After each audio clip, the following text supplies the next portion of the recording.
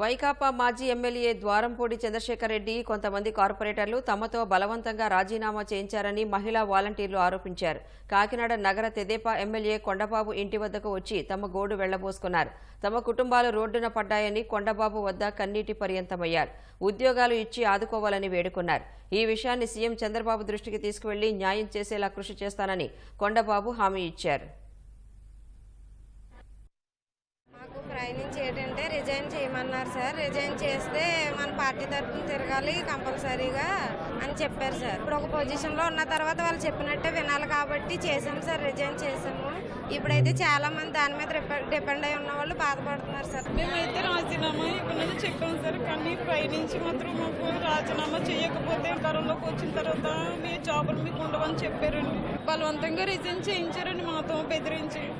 Resign అంటే బలవంతంగా చేయించారు, కానీ ఇప్పుడు మా ప్రెసెంట్ మా సిచ్యువేషన్ ఏంటి మాకు తెలియదండి. మా వార్డు కార్పొరేటర్స్ చేయించారండి. మీరు రిజైన్ చేయకపోతే మా ప్రభుత్వం వస్తే మీకు మళ్ళీ జాబ్స్ ఉండవు, మీ ఇప్పుడు రిజైన్ చేస్తేనే మళ్ళీ మేము వచ్చినప్పుడు మీకు జాబ్స్లో పెట్టుకోవడం అనేది జరుగుతుంది, లేకపోతే జరగదని చెప్పారండి. ఇప్పుడు ప్రెసెంట్ అయితే మేము అందరం ఖాళీ చేశారు.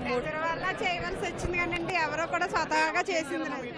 మేము దీని మీద ఆధారపడిపోతున్నాం. మా కుటుంబాలు, నాకు 2 పిల్లలు, ఎలా బతకాలో తెలియట్లేదు, మా ఉద్యోగాలు మాకు ఉండేలా చూడని చెప్పి వాలంటీర్లందరూ వచ్చి ఏడుస్తున్నారు అందరూ కూడా.